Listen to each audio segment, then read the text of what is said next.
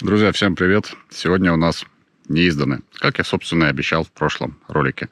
Локации, места, которые по каким-то причинам не вошли в ролики о микрорайонах, не вошли в ролики об окраинах и прочих роликах о городе Припять. А прежде чем мы начнем, у меня есть для вас маленькое объявление.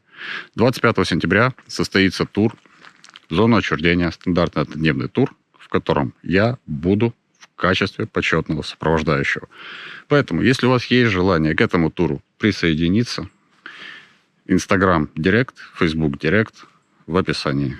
Цена на тур абсолютно стандартная. Никаких лухури, вид наценок нет. Поэтому, если у вас есть желание присоединиться, милости прошу.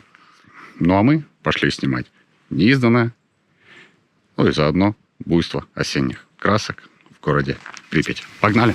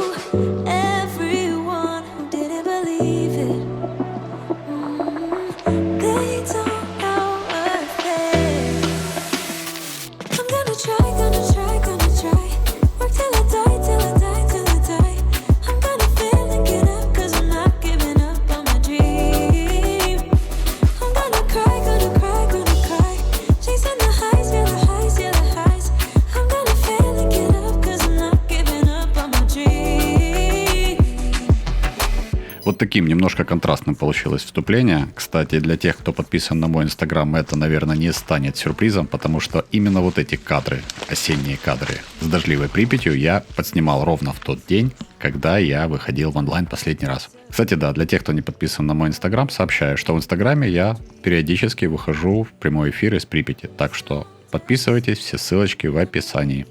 А у нас первая локация на сегодня – это магазин «Старт». Не знаю, как я его пропустил, когда я снимал видео о втором микрорайоне, но почему-то я его пропустил. Сейчас я эту ошибку исправляю. Вот он, магазин «Старт». Состояние его достаточно плачевное даже по меркам Припяти. Внутри абсолютный бардак, и есть такое подозрение, что после аварии он использовался для чего-либо, похожего на склад. А еще возле этого магазина стоят телефонные будки. И как по мне, эти будки намного более аутентичны, чем телефонная будка, всем известная, стоящая возле магазина «Радуга», забаяненная в хлам.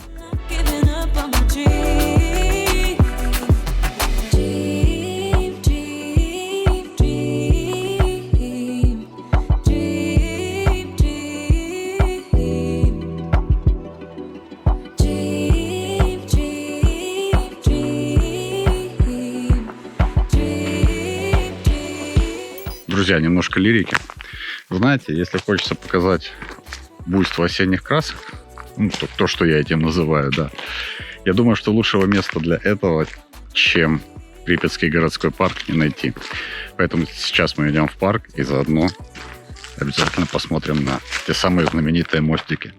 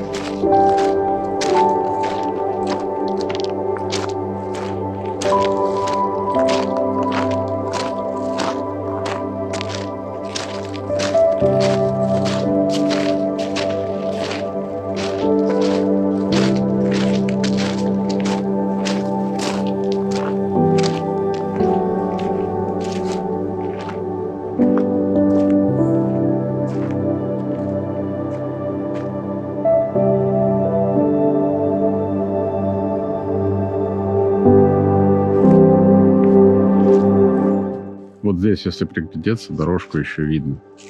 Как, собственно, и с той стороны. То есть здесь еще как-то можно попытаться передвигаться по городу, по парку. На том мостике уже, к сожалению, нет. Но зато здесь просто до глубины души красиво. Прекраснейшее место.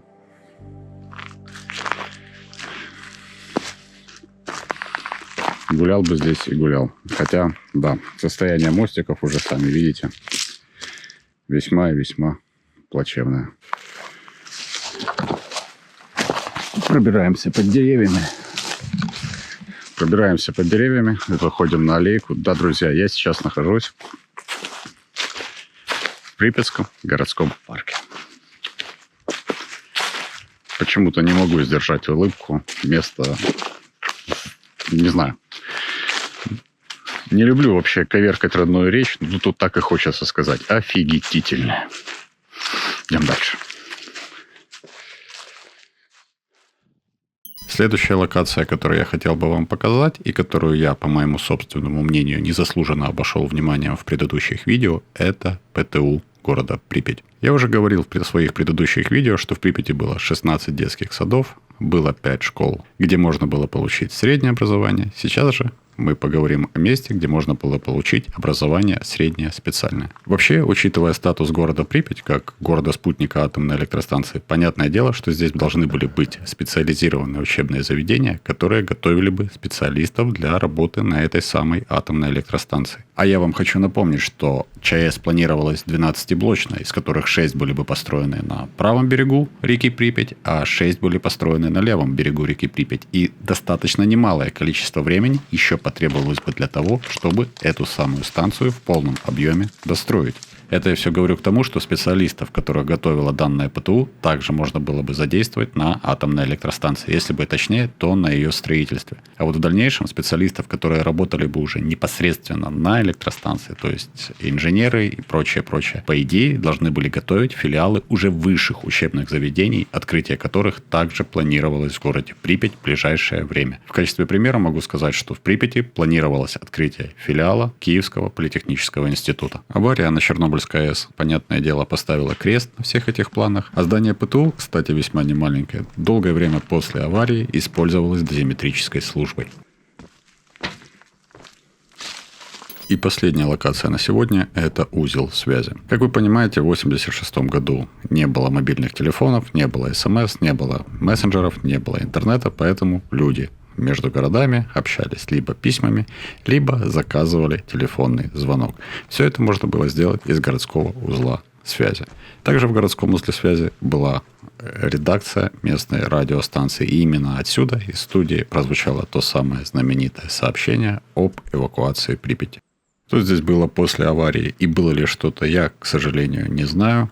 Несмотря на то, что родители мне рассказывали о том, что по всему городу после аварии висели громкоговорители, по которым крутили радио «Маяк», я не думаю, что студия, которая находилась в этом узле связи, имела к тому радио какое-либо отношение. Сейчас же в здании остались остатки тех самых кабинок для международных и междугородних переговоров телефонных. Ну и, конечно, внешний декор и внешняя мозаика, которая тоже весьма симпатичная.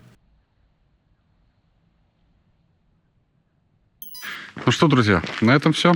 Спасибо вам большое, что досмотрели это видео до конца. Напоминаю, что 25 сентября тур с почетным сопровождающим мной по ссылочкам в описании можете перейти и зарегистрироваться. Ставьте лайки, подписывайтесь на канал, бейте в колокол. Увидимся. Пока-пока.